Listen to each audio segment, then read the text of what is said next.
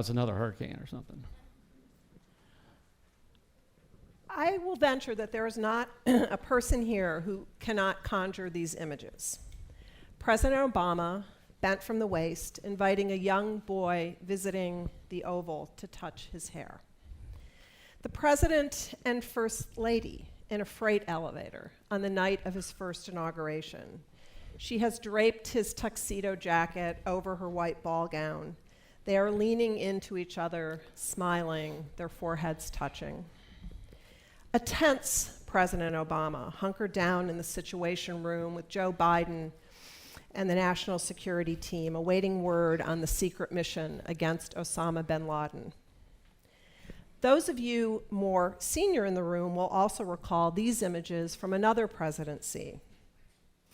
A grave Ronald Reagan, eyes tightly closed, mourning the death of the Challenger astronauts at a Johnson Spacecraft Center memorial.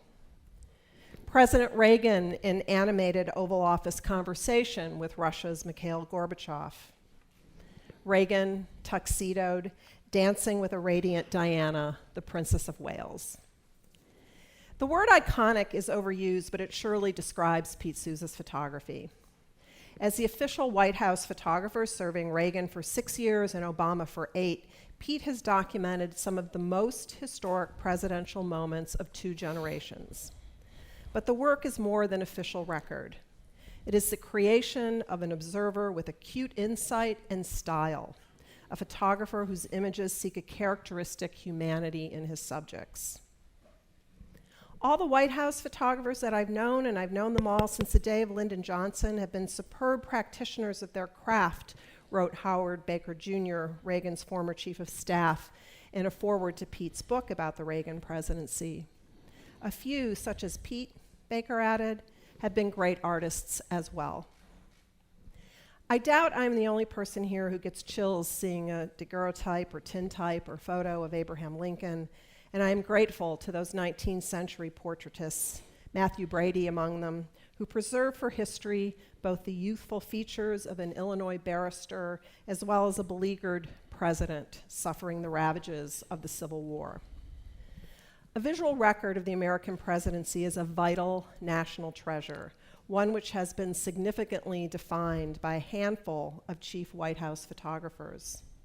This has at times not been without controversy. A coalition of media organizations protested during the Obama presidency that news photographers were being denied access in favor of official photos from the White House staff.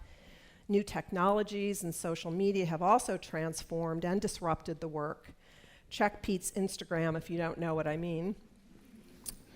While the world has come to know Pete as one of our most gifted presidential photographers, his journalism was just as remarkable.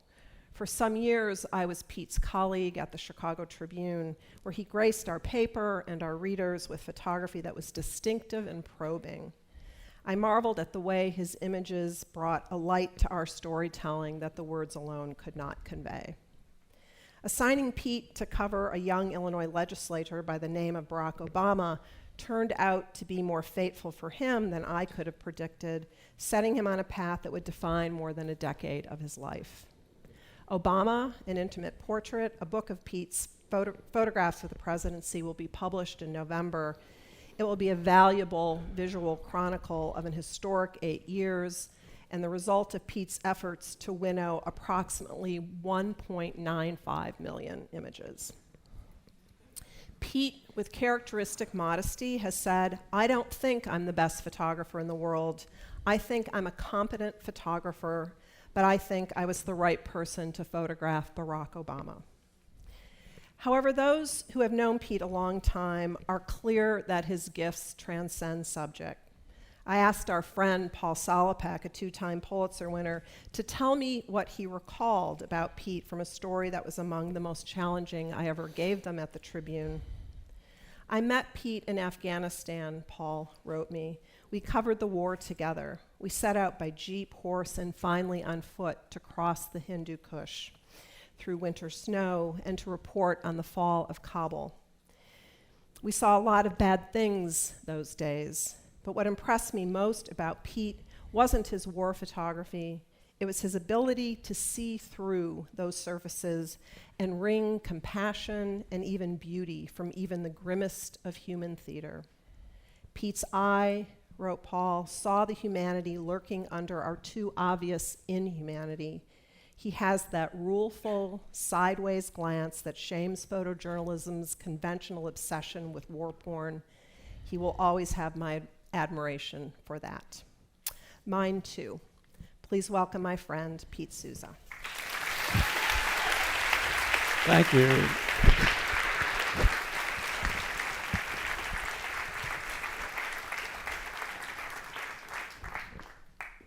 I think I should just stop now. It's like when Anne Marie started talking about a couple of my Obama pictures, I was like, well, that's in my slideshow. Oh, that's in my slideshow. Oh, that's in my slideshow. So, and we did not discuss this at all beforehand. So what I'm going to do is just give you, well, first of all, thank you to my friend Carrie Devine and Harvard Institute of Politics for inviting me to speak here today. What I'm going to do is just give you a very brief history of the White House Photography Office, show just a couple of pictures from my tenure with President Reagan, and then get into what I think everyone is here to see. We miss him.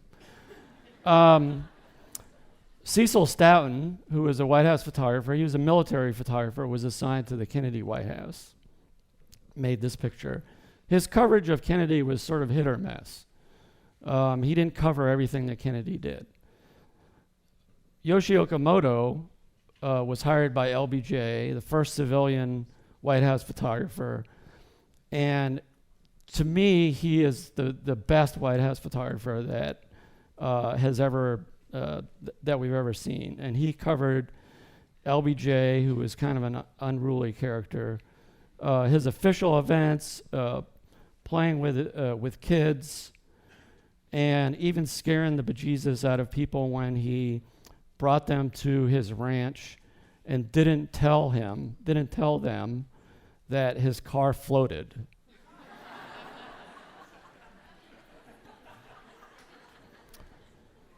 As Anne Marie said, I joined the White House, the Reagan White House in 1983 as one of the White House photographers.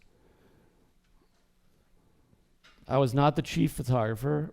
Michael Evans hired me to work under him. And then he left during the second term, which opened up some access for me and a couple of my colleagues. This was the infamous summit in Reykjavik in 1986 with Mikhail Gorbachev, who was then the leader of the Soviet Union, with Nancy at Camp David, and then I think everybody always likes this one, Michael Jackson, seemingly part of the wallpaper, who happened to be a bystander during a little argument between the president and Mrs. Reagan. 20 years later, I found myself in the office of Senator Barack Obama in a windowless office in the Senate, and made this picture and spent pretty much a good part of 2005 with him documenting his first year in the Senate for the Chicago Tribune. We went to Russia. This is in Red Square. Went to Africa in 2006. It was, as you could see, quite the scene. And then he was elected president, and based on our prior relationship, he asked me to become his White House photographer. This is in the green room on Capitol Hill, moments before going out to be sworn in as the 44th President of the United States. I was determined to take Okamoto's approach and document his presidency. I wanted it to be the best archive that we've ever had of a president. That was my personal mission. This is one of the pictures that Anne Marie so eloquently talked about, but she didn't mention this. I love the guys in the background. trying not to look while the president and first lady are having this little private moment. Much of the first year was dealt with the financial crisis, and I covered countless meetings both during the week and on weekends. This was one of those meetings in the Roosevelt Room, which is right across from the Oval Office. It was a meeting room that he used a lot because you could get more than 20, 25, 30 people into that room. I thought this was appropriate to add this today. This was the first weekend in the White House, and he had never really been in the White House before. He had been at one event with President Bush as senator, but had never really taken a tour of the White House. So he had the White House Curator give him a tour of the White House, and this was looking at a picture of JFK. I always think this picture kind of epitomizes the Obama White House in that on the right side of the frame, you have the president engaged in a serious conversation with his chief legislative aide. You've got David Axelrod, who is his political advisor, always stressing out about something, always a little unkempt. Funny story about Axelrod. One time we were up in the residence, and Axelrod was bending down to pet Bo, and Bo started licking his tie because he found some bits of salmon on his tie. And then on the left side of this frame, you have Robert Gibbs, who was his press secretary, horsing around with Reggie Love, his body guy. So I always look at this picture, sort of epitomizes, there was a lot of seriousness, but there was a lot of fun that took place. This picture, too, to me, tells you a lot about him, even though you don't really see him. This is editing a healthcare speech with his chief speechwriter, John Favreau. He would write his speech out. Favreau would have somebody type it up, and then the president would take it home for the night and basically edit like this. And this was a 7-page speech. But here's the thing, is he could have easily taken this speech, handed it off to John Favreau, and said, here are my edits. Instead, he had John come in, sit down in the Oval Office, and for an hour and a half, they went over every single clause that he had changed and why he had changed it. I had a high school English teacher ask me to send him in a high-res file of this image because he wanted to display it for his writing class. This was a very young family. Sasha and Malia were, let's see if I have the ages right. I think they were 9 and 12 when they first came in, maybe 8 and 11. I sort of lose track. And this is just running into them one day early on. They had gotten home from school, and he just spent a few minutes with them on the White House colonnade. Every year, the president would invite all 50 governors to the White House for a series of meetings, and then they would have a black tie dinner at night. This is him dancing with Michelle, singing along to Earth, Wind, and Fire, who were standing right behind me.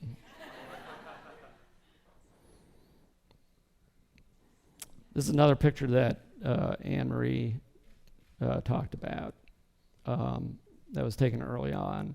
This is Jacob, Philadelphia. He is 4 years old, at least he was at the time. So, gosh, he must be 12 now, I guess, 12 or 13. So his dad worked for the National Security Council in a non-political post. They usually do a 3-year or 10-year at the White House, and then they move on to another post. I think he went to Africa after this. So he worked 2.5 years in the Bush administration, stayed over for 6 months in the Obama administration, and as a courtesy, the president invited the family in for a family photo. And at the end of the family photo, the mom says, Jacob has a question for you. And Jacob said, Mr. President, very softly, my friend said my hair is just like yours. And so the president bent over, and he touched his head. I have one frame, click. It happened so fast I didn't know it was going to happen, which is why the composition is a little haphazard. But I did catch the moment that it happened. I think if you asked him today, he would say the best day of his presidency was the day that the Affordable Care Act ended. It was March 21st, 2010. The morning started. There's Axelrod again. It was on a weekend. I can't remember if it was Saturday or Sunday. The culmination of basically a year and a half was the final vote in the House of Representatives, which was going to be later this day. And they were still trying to line up support for some wavering Democrats. This is in Rahm Emanuel's. He was the chief of staff in his office. President on the phone with a wavering Democrat. He was saying things like, and this, I'm not joking about this. He was saying like, what do you want from me? I'll wash your car. You want me to wash your car? I'll come wash your car.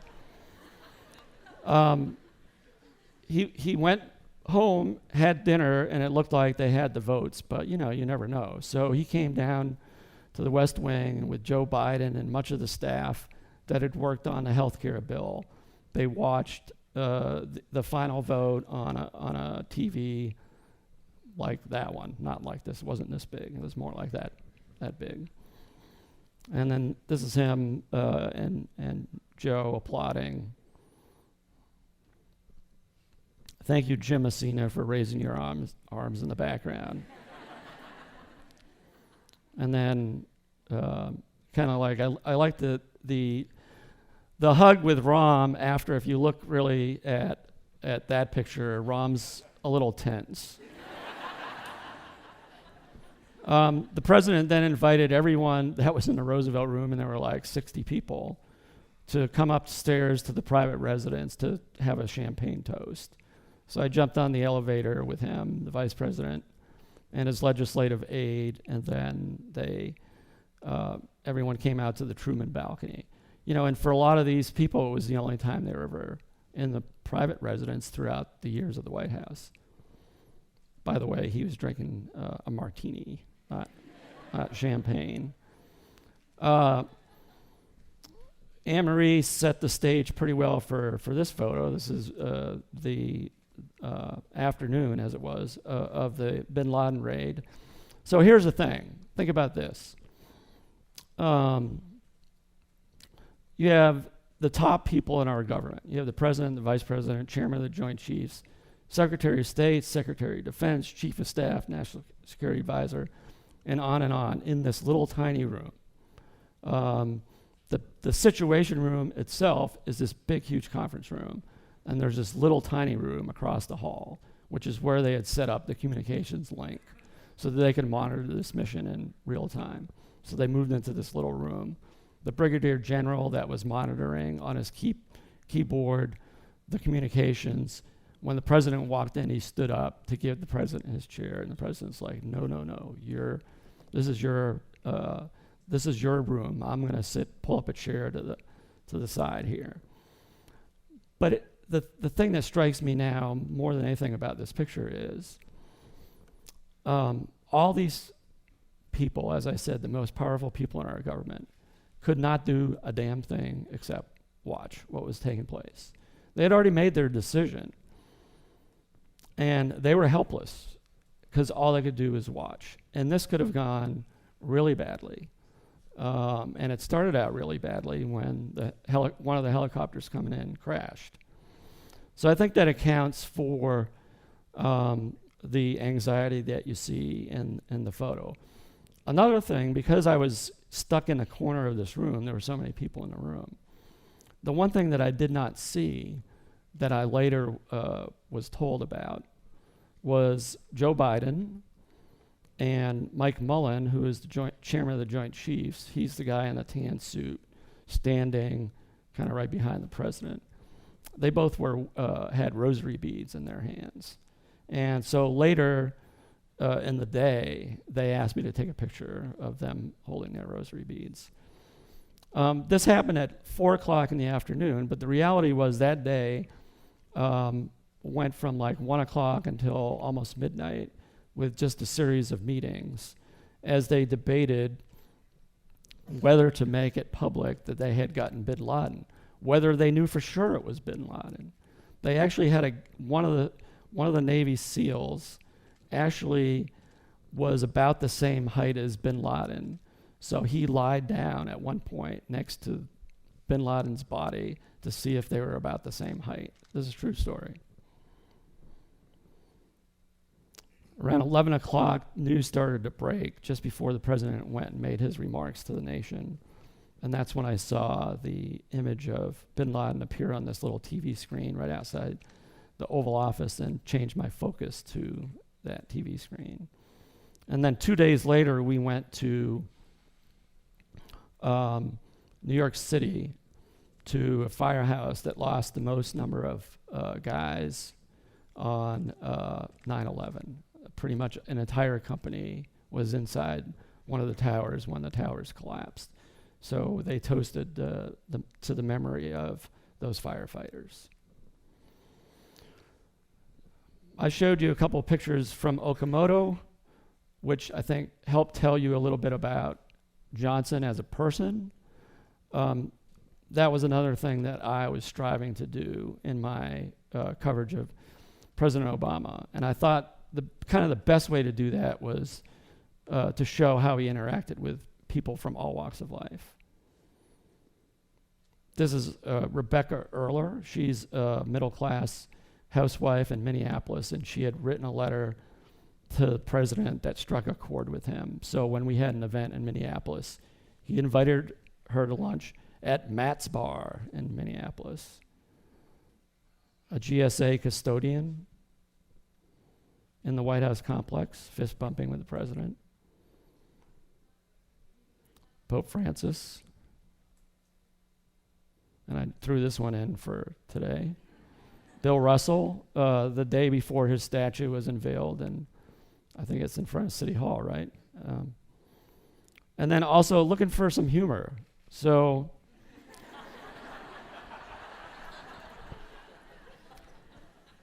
this is Marvin Nicholson. He's 6'8". Marvin was always on a diet or trying to exercise to lose weight. We were doing an event in Texas and had walked through the women's volleyball locker room, and Marvin saw a scale. So he jumped on the scale, and he kept sliding the lever to the right, thinking that he had lost weight. Unbeknownst to him, the president had his toe on the scale and kept pushing it down further and further. And like everybody else knows what's going on except for Marvin. Marvin's the only one. The other thing that strikes me now about this photo is, like, why would you hold your books if you were weighing yourself?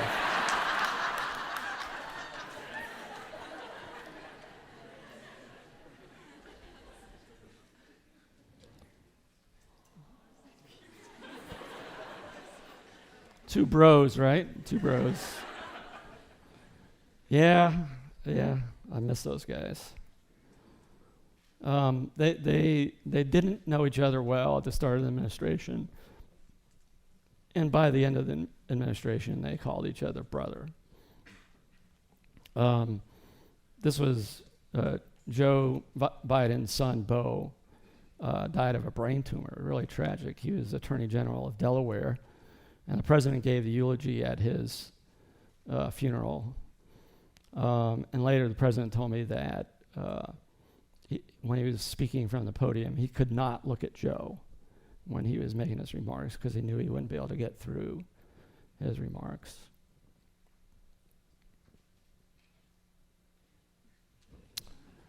So,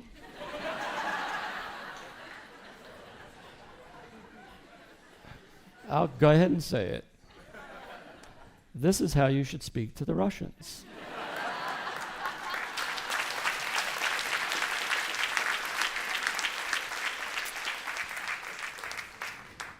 I'll leave it at that. This is, I'm looking at Plani on this one.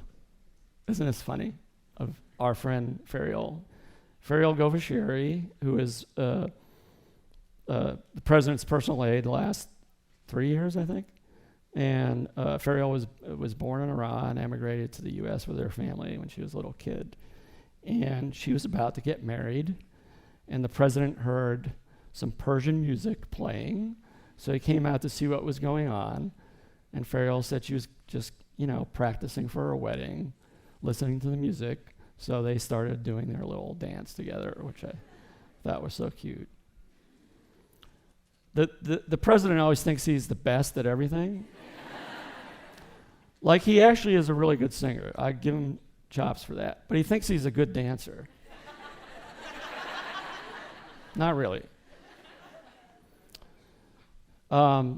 This is his first trip to Kenya as president. I had actually gone with him when he went as a senator. And you could sort of see it got a little unruly. Not in a bad way, not in a violent way, just people were so excited to see him.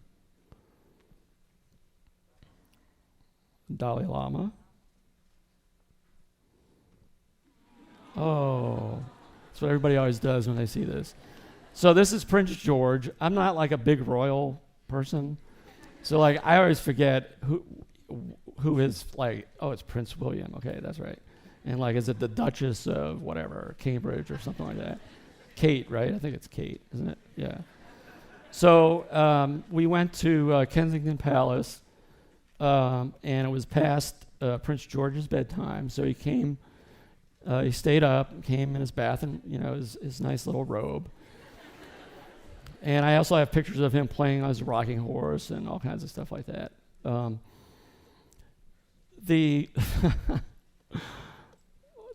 of the funny things that happened was when it was time for Prince George to go to bed, his nanny came to get him, picked Prince George up, and as they were going upstairs to his bedroom, the nanny says to Prince George, "Say thank you to the gentleman." So Prince George looks at me and goes, "Thank you very much."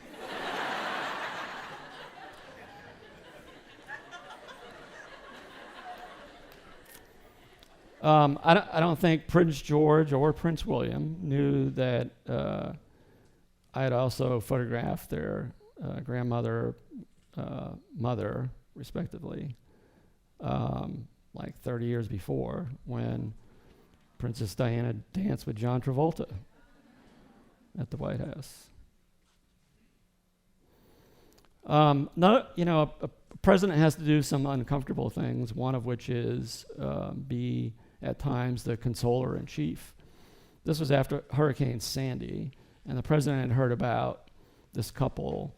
The mom, the wife, had gotten stuck in flood waters after Hurricane Sandy and frantically tried to get out of the car.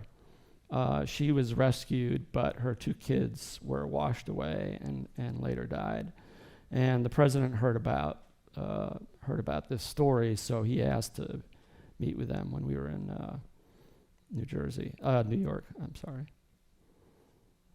This is a woman who survived the shootings in Arizona. If you remember, Gabby Giffords, who was a congressman, had an event, I think it was outside of Tucson, and some deranged guy shot a bunch of people, including Gabby, who was shot in the head. This woman's husband had leapt on top of her, knocked her down, and covered himself over her, and he was shot to death, but she survived. Another thing that we did, when I say we, I mean the president did, I went along with him, is we visited Walter Reed Hospital. I think it was like 24 times over the 8 years to visit with wounded soldiers. In the first few years, it was very, it was sometimes hard to walk into these rooms because some of the patients were severely injured, including this guy, Corey Remsburg. You could see the stitches on his brain. He was hit by a roadside explosion in Afghanistan and could barely function when we walked into the hospital room. His dad, Craig, was there, and Craig said, "Well, you've met Corey before." And that sort of piqued my interest as well as the president's. And it turns out that 8 months before, we had gone to D-Day for the anniversary ceremonies, and he met a young Army Ranger by the name of Corey Remsburg. That's him shaking hands with the president. And they had, Craig had this photo pasted on the wall of his hospital room, which was just like so hard to to see that difference between this and that. I personally didn't think, I thought Corey would never recover. But I'm happy to say that a couple years later, he was invited by the President and First Lady to be honored at the State of the Union address and sat next to the First Lady in the box on Capitol Hill. And then 3 years later, we went and visited Corey at his new house outside of Phoenix, which was just remarkable to see the progress that he had made. Okay, let's get to some fun stuff.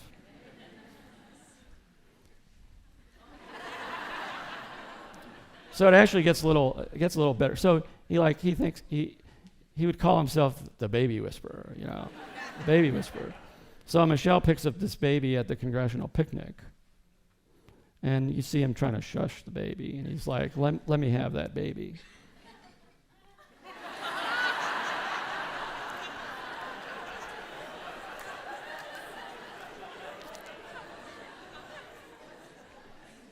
It's like, I sort of like, Michelle's look is pretty obvious, but his look is like, see, I got this under control.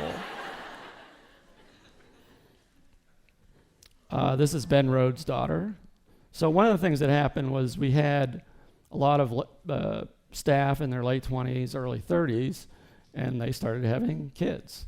So he would always encourage staff to bring their little baby by for a visit.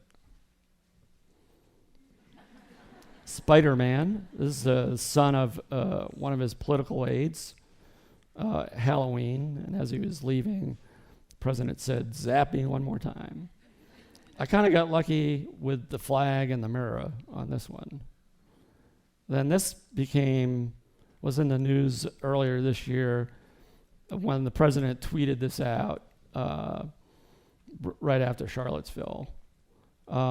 He had gone to visit Sasha. No, actually, he had gone to Sasha's school for a parent-teacher conference. And when he was leaving to go back to the motorcade, there's a daycare center next door, and he saw these kids hanging out of the window. I love the kid, no shirt on, what? That's, pretty casual, I would say. So we'd go to these, anytime we were in the Midwest, we'd always go to these diners, it seemed, for lunch. It was what was called an off-the-record movement, meaning that it wasn't on the schedule. We would just, wouldn't even tell people we were coming till like an hour before. And then whoever happened to be there. So he is the president is the most disciplined eater I've ever seen. He never eats dessert during the week. But they gave him this piece of strawberry pie. So he said, "Anybody want it?" And of course, this little kid said, "Yeah, I'll have it."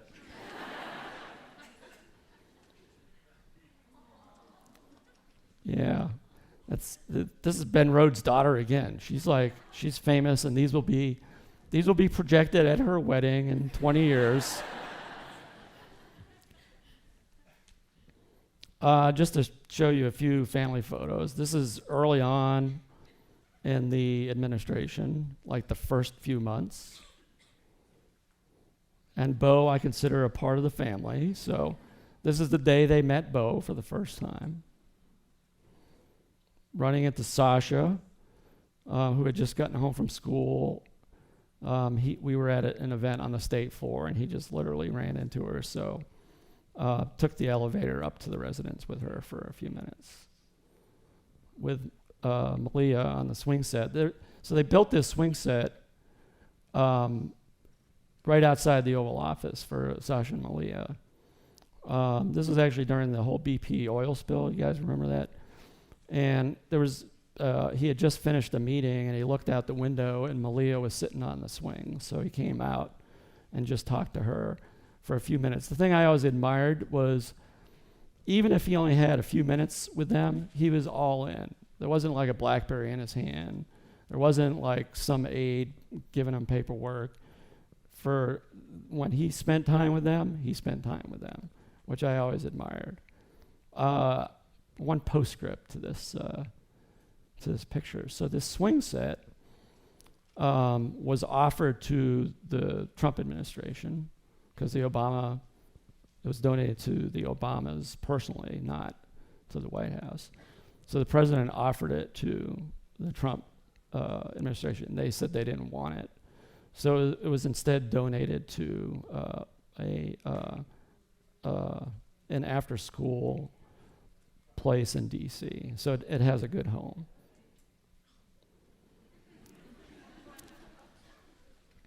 Snowmageddon. So this was in, I think, 2010. We had this huge snowstorm in D.C.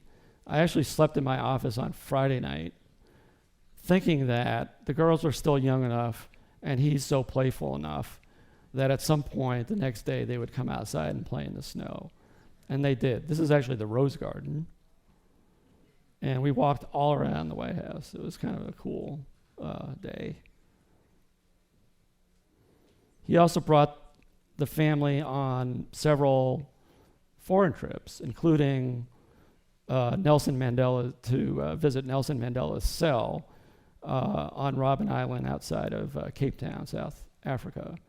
They were listening to a tour guide. He was actually more than a tour guide. He was imprisoned with Mandela for, I think it was 16 years. And so he was giving like a firsthand experience, a firsthand account of what that experience was like. Michelle. So this is during the second inauguration as they're going down from the Capitol back to the White House. So when we were at the Capitol right after the swearing in, I said to the president, or I asked the president, I said, "Sir, do you mind if I ride in the limousine with you?" And he looked at me straight face. And he said, "Well, Michelle and I were planning to make out."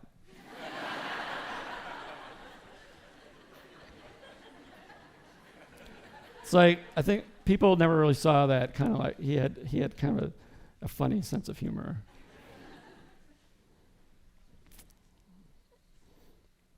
We had gone down to Florida after the oil spill had gotten cleaned up, mostly to call attention to tourism on the Gulf Coast, that it was safe to go on the beaches.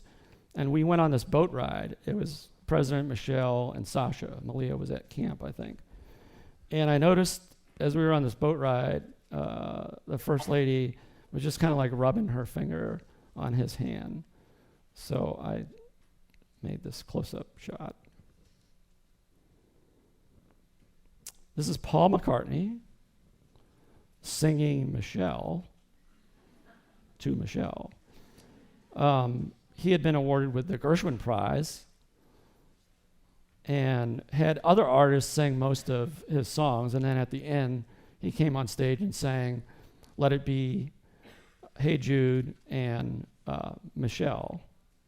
I thought it was, as this was happening, I was like, this is really cool, right? The next day I'm walking on the colonnade with the president, and I said to him, "Boy, that was a great event last night."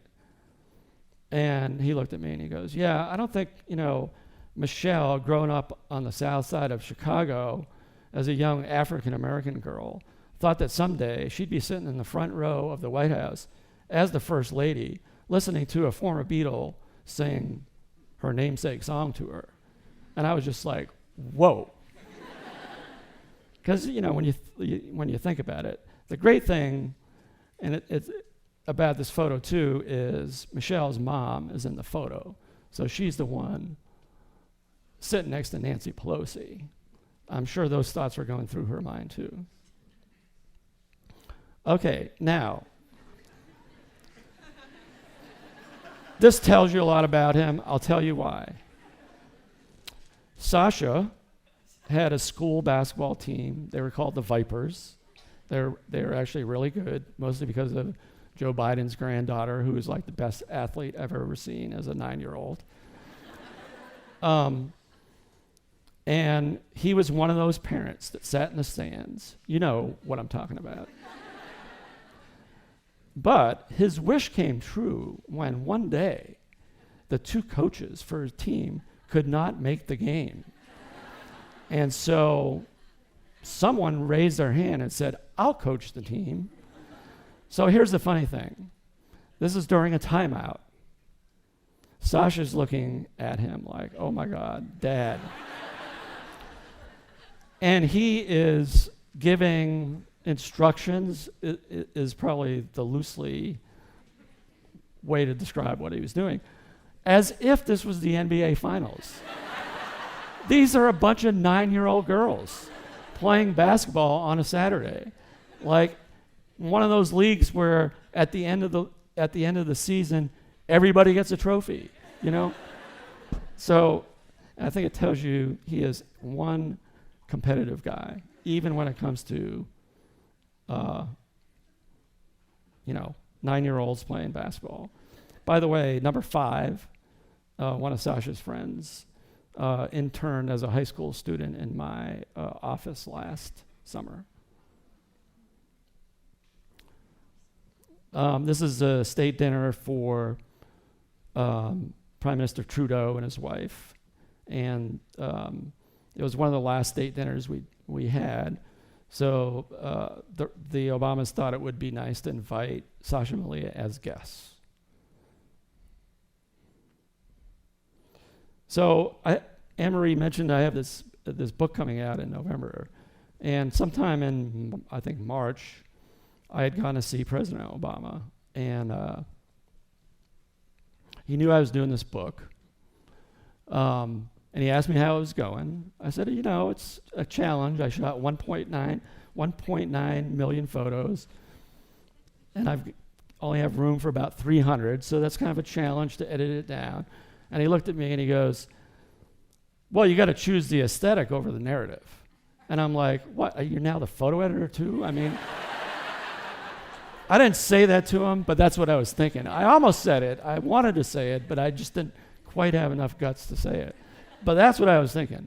So the next week, I was working with a book designer in New York. So I took the train up to New York, and I'm in her studio, and we're like trying to get the flow right, the edit right.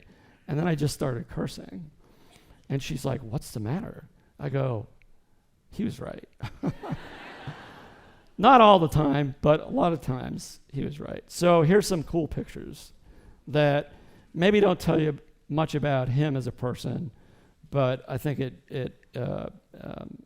they're just like cool pictures of the presidency without necessarily showing him.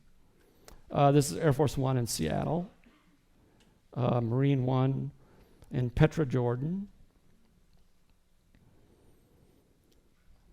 the Christ the Redeemer in Rio de Janeiro.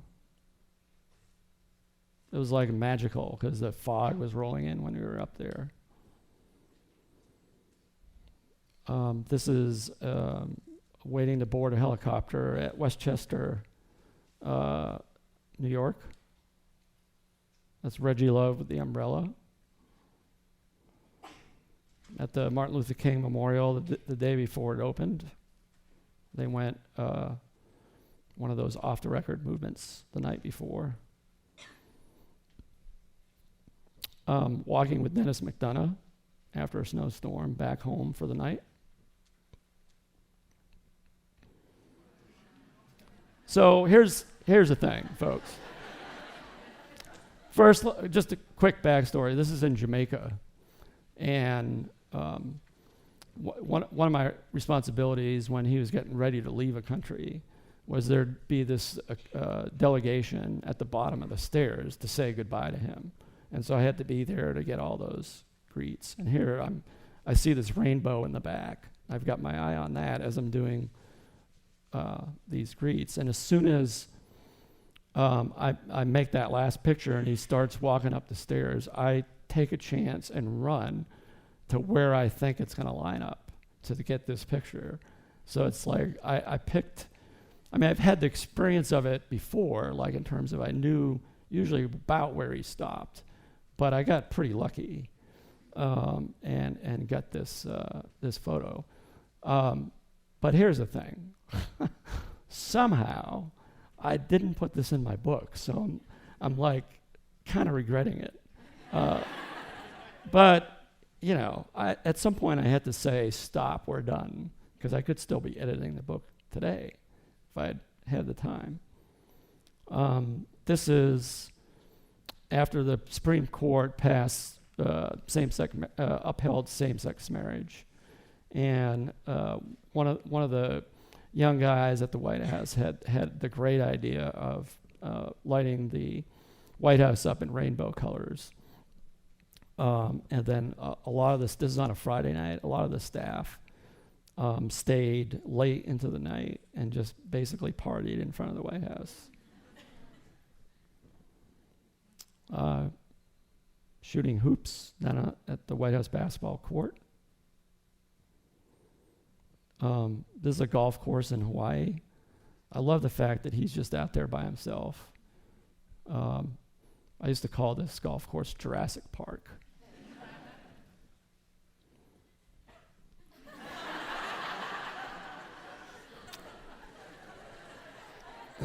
So we would hang these large prints in the West Wing so that staff, when they gave their friends and family tours at night of the West Wing, they would get to see the Oval Office and the Cabinet Room and all that stuff, but then they'd also get to see the walls lining these pictures. And the only time he would see them was when he was walking down to the Situation Room. And so like maybe once a week or once every couple weeks, he'd peruse the photos on his way down and on the way back up to the Oval Office. So he saw this photo and he just started cracking up. And he looked at me and he says, "Look at that, the two most famous sets of ears in Washington." And somebody asked me the other day, that is not Sean Spicer.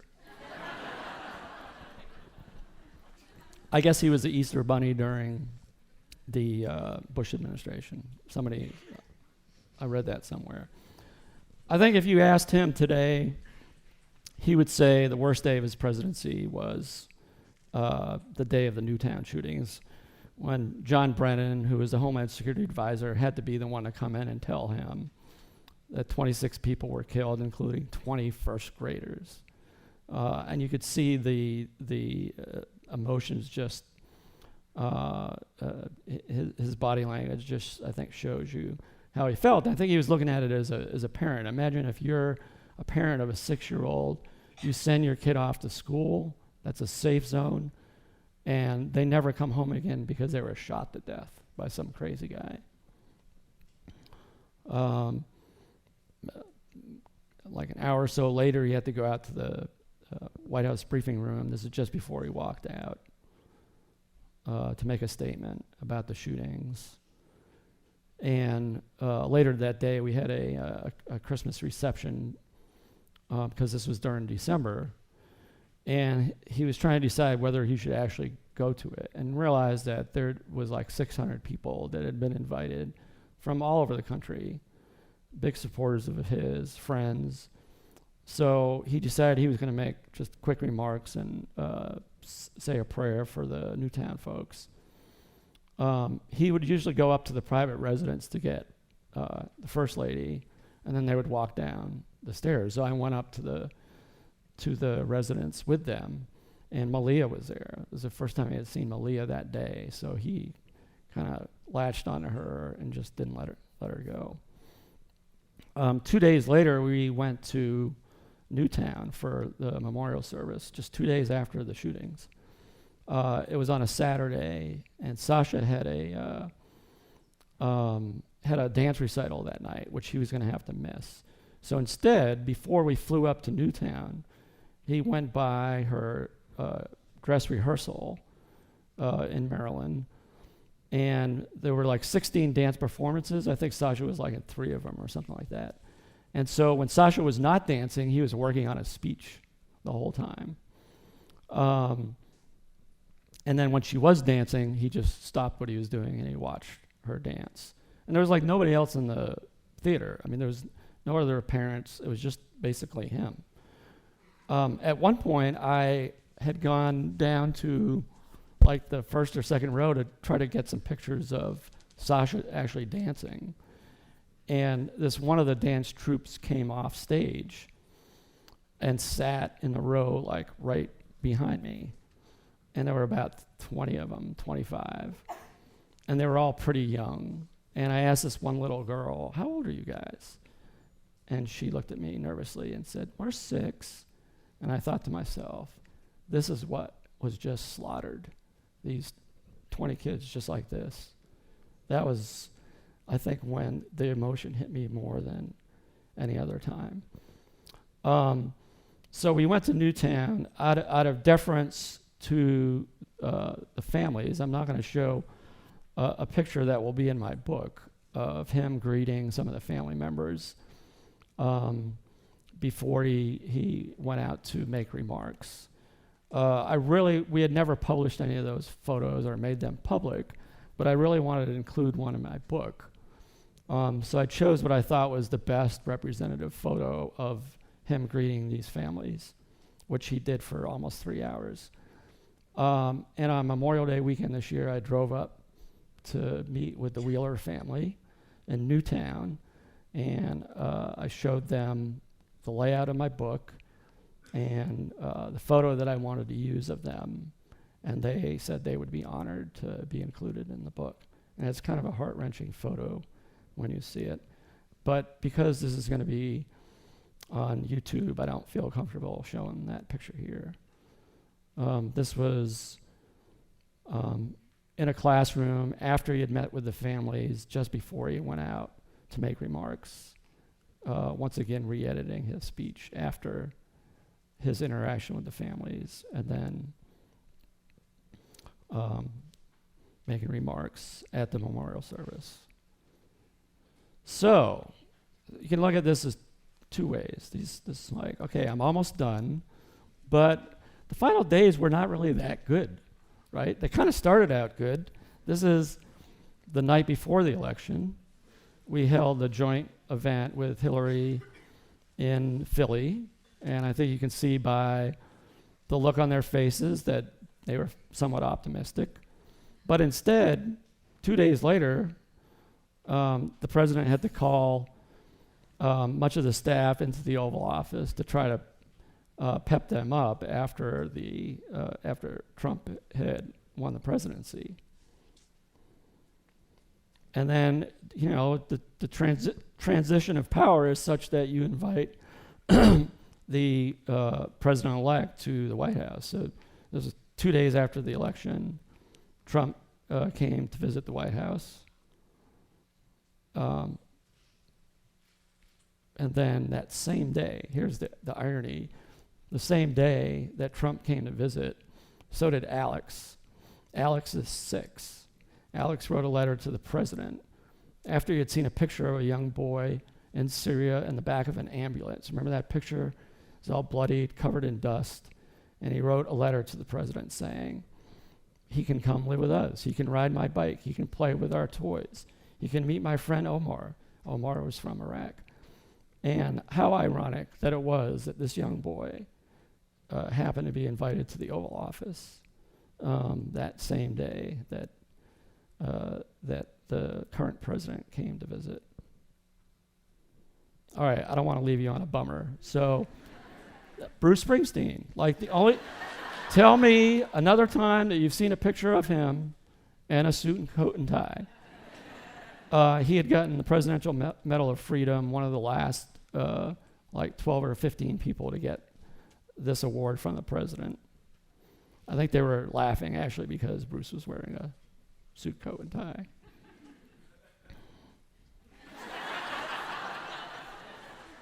I don't even know if Pawnee knows this full story, but so Christmas at the White House is pretty fun.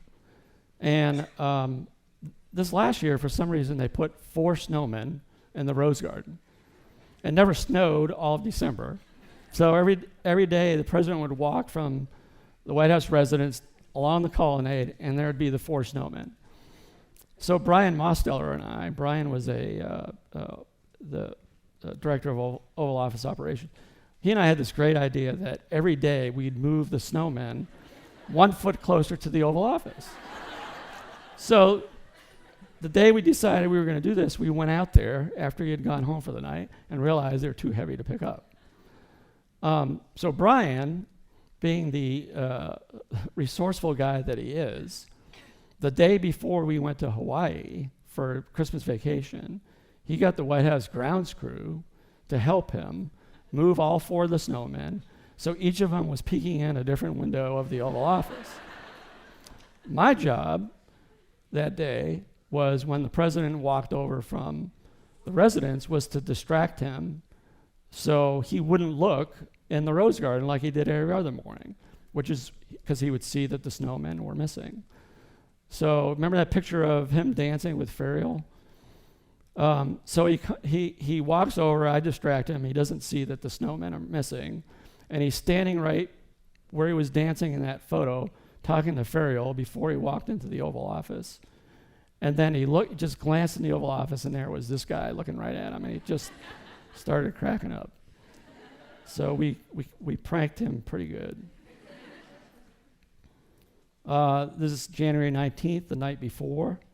We left the White House, shooting hoops with Dennis McDonough, his chief of staff, on the South Grounds, leaving the Oval Office for the last time.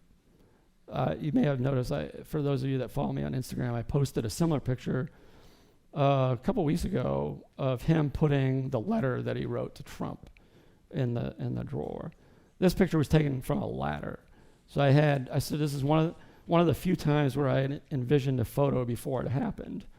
And so the GSA guys set up a ladder for me so I could get this wide shot of him leaving the Oval, saying goodbye to the resident staff, they're non-political, so they stay on for the next president. This is Von Everett, who I actually knew. He started during the Reagan administration, so I actually knew him towards the end of the Reagan administration. This is after the swearing in. And then on the helicopter, leaving the Capitol, going to Joint Base Andrews, flying over the White House. So this has always been one of my favorite quotes. If you're walking down the right path and you're willing to keep walking, eventually you'll make progress. And I leave you with this photograph. Thank you.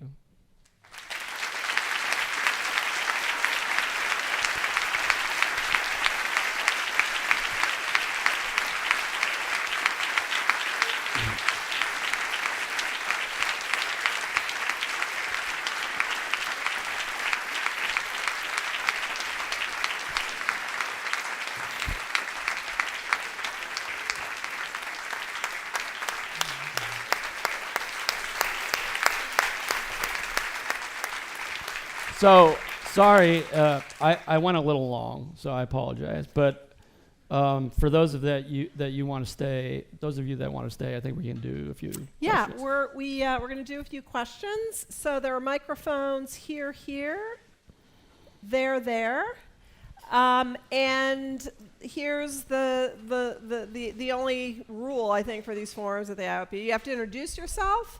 And you have to ask a question, which is something that has that thing at the end. So no speeches, but questions would be great. And I'll start with you. Hi, my name is Ben Bolger, and I'm a Harvard alum. And when you began as a photographer for the White House in the 80s, there was no digital photography.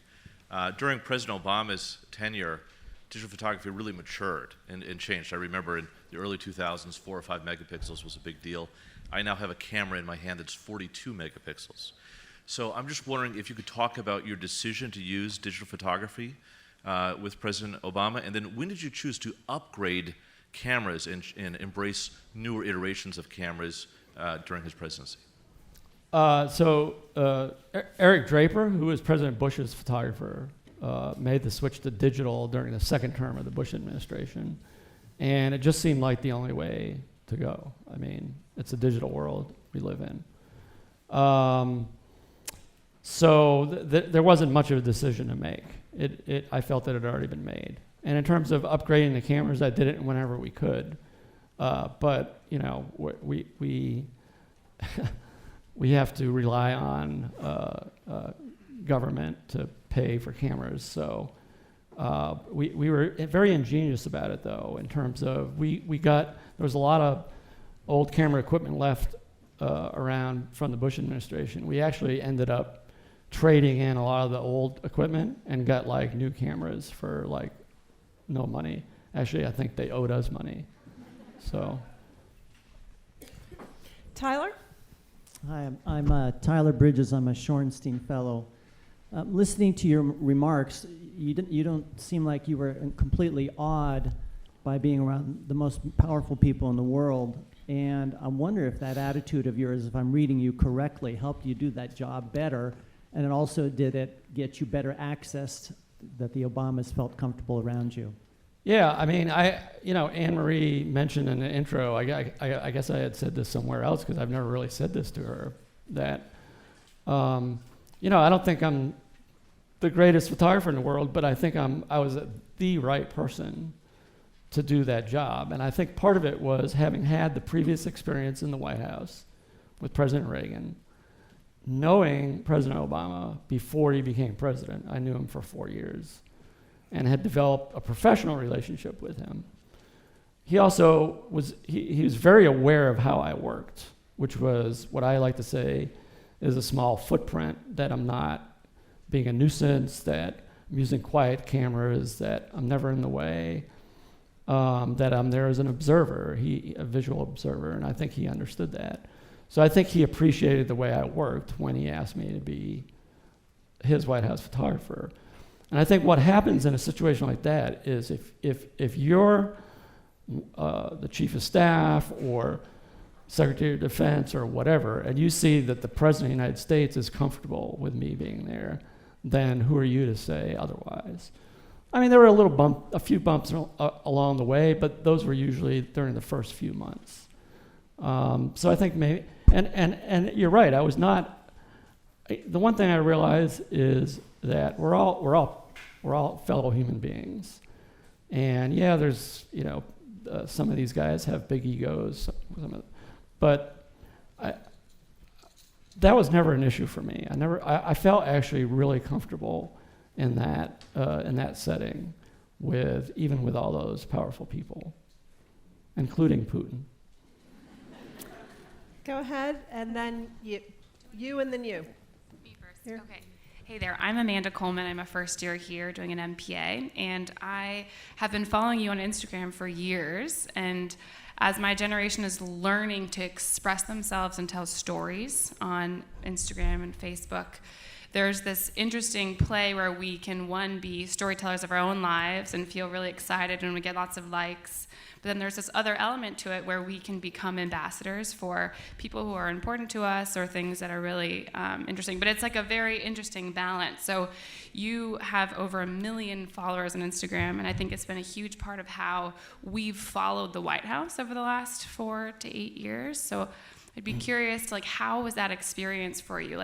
Posting and sharing stories and getting hundreds of thousands of likes in a day, and understanding that was basically our window into a very important part of government and leadership in this country. I mean, the reality is that I'll bet most of you wouldn't be here if it wasn't for my, Instagram feed. I mean, so I was a reluctant initial user of Instagram when the White House asked me to do it. I thought it would be just another thing that I would have to worry about. So I forget exactly when Instagram came about. I think it was in 2010. So, and it wasn't until at least a year later that I actually started posting photos, and I started having fun with it. So there was a cutoff, and the cutoff was January 20th, when my account became archived, and we switched it to a different name so I could keep my own name, because originally they were saying you can't keep the Instagram handle Pete Souza, and I'm like, what? That's who I am. So they changed it to Pete Souza 44. It got archived, where it remains, so you can still look at everything that I posted during the White House years. You can't do comments anymore. It's a locked account, but you can see everything. So then on January 20th, I became a private citizen, and my account was private. And as maybe you've noticed, I sort of have been able to write different types of captions that I couldn't when I was in the White House. If you look at my captions when I was in the White House, it was either a straightforward journalistic-like caption, or maybe there was a backstory to it. But now, as a private citizen, sometimes I get a little unruly. It's awesome. Thank you. Hi, my name is Aiden Van Oppen, and Oh. I'm over here. And I'm a fellow at Harvard Divinity School, but was on the White House team for the last 2 years in the Office of Science and Technology Policy. You look familiar. But my question is, you mentioned the president's favorite moment of the presidency, and I'm wondering what your favorite moment was. Oh, man. Like, somebody just asked me that before I came out. And I think my job was always to, wait, hold it. I know the answer. My favorite moment was when I got married in the Rose Garden. True story, with my former boss as the officiant in 2013. God, if I hadn't said that, can you imagine? Can you imagine when I would make sure that my wife would never see the URL for YouTube? So that was my favorite moment. Thanks. Go ahead. Hello. My name is Amar. I'm one of the MPPs here in my first year. My question is, I'm a photographer myself as well, and when I kind of handle all of my equipment, it's quite unruly, it's quite obstructive. When you're taking photographs in tense situations like the Bin Laden raid that you've shown us, how do you kind of blend into the background? What techniques do you use? And when you're using cameras, things like flashes or like shutter sounds, they often get in the way and can distract your subject. How do you kind of overcome that? Yeah, I mean, a lot of it is people are used to me always being there. So, and I used a very quiet camera, and I didn't use flash, and I didn't use rapid motor drive. So I was very stealth, I think. It's interesting, the president wrote the foreword to my book. He was nice enough to do that. And he has a line in there about that, about the way I worked, which I appreciated. So did you just have a camera and lens and that's it? No, I usually had 2 cameras. All right. Yeah. Okay, thank you. One more over here. Oopsie. I'm really interested in Could you introduce photojournalism. yourself? Oh, sorry. I'm a high school student. I'm Samantha Lee, and I'm really interested in photojournalism. And from what little I know of the field, it seems like it's really hard to sort of get into. And I was wondering how you broke into it and what that was like for you. So I went to school right across the river at Boston University, and I was in their journalism school, and I had hopes of becoming a sports writer. And then in my junior year, I took a photography class, and I think the first time, this is where you actually had to develop film, put it on a reel, and then you put the negative in the enlarger, and you expose it paper, and then you develop the paper in the dark and with a Dectal developer. And the first time that first print came up in the developer right in front of my eyes, that was it for me. And it was more, I think early on it was more about photography than it was about photojournalism. It was the magic of photography. So that's how I got started. Okay, thank you. Pete, if I could ask you a question to close. I'm curious, you spent a couple of years photographing Barack Obama as a journalist, and then many more years photographing him as the White House's official photographer. And I'm wondering if you could reflect on the differences between those 2 assignments, either in how you approached them or how he approached you. I mean, that's a great question, which is why you are who you are. And I don't know that I can articulate this so well, but let me give it a shot. I don't think the way I photographed him was any different as a White House photographer on government payroll than I did with the Tribune. But there is a difference, and it becomes that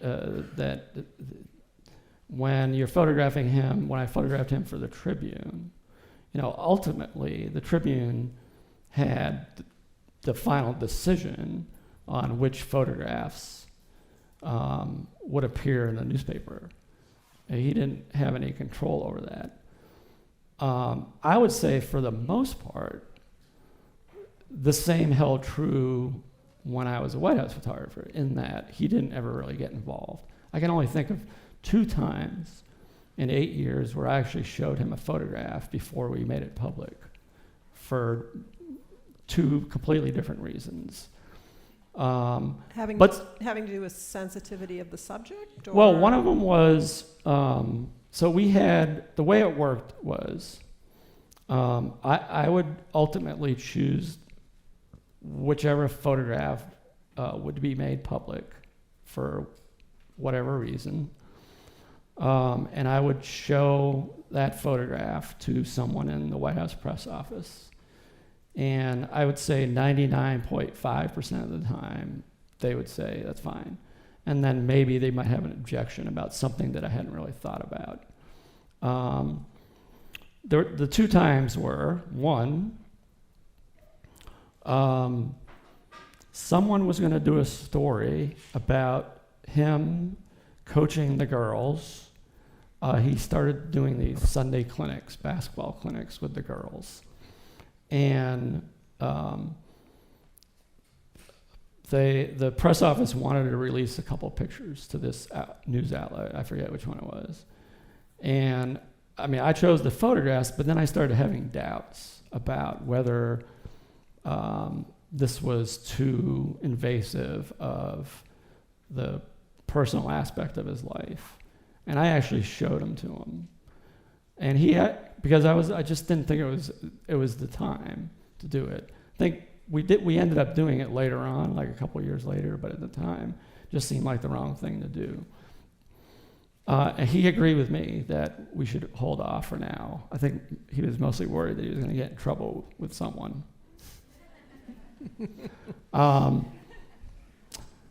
The second one, you'll really like this one. So he did this long form interview with, I think it was The Atlantic, and they delved into gun control. And he was getting pressed on, the GOP thinks he was trying to do away with the Second Amendment, blah, blah, blah.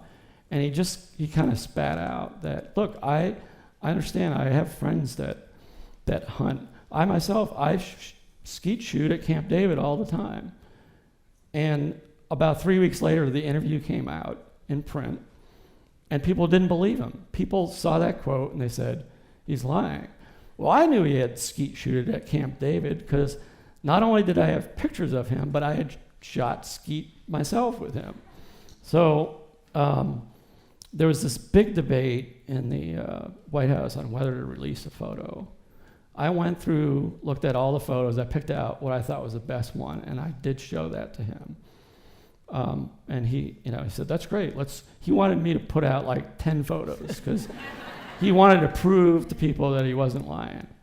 And the photo was like, I don't know that much about shooting, target shooting, but it was, he's left-handed, so he was shooting, and there was like smoke coming up from the barrel, and I was like, nobody's gonna doubt that this is him actually shooting the gun.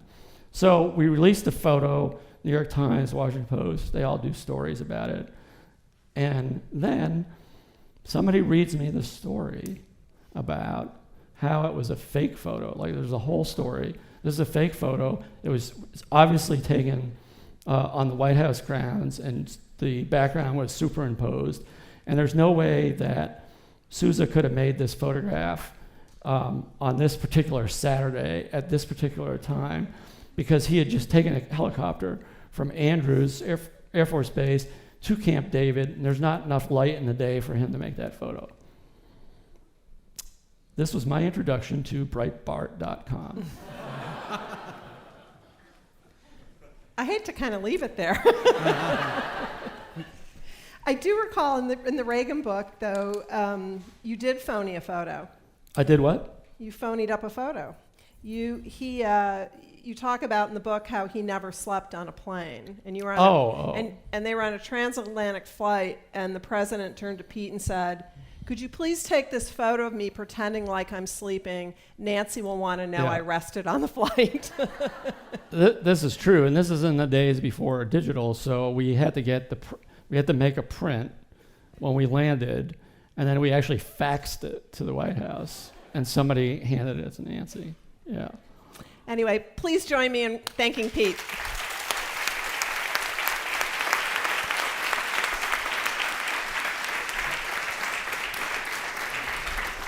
Good job. Thank you.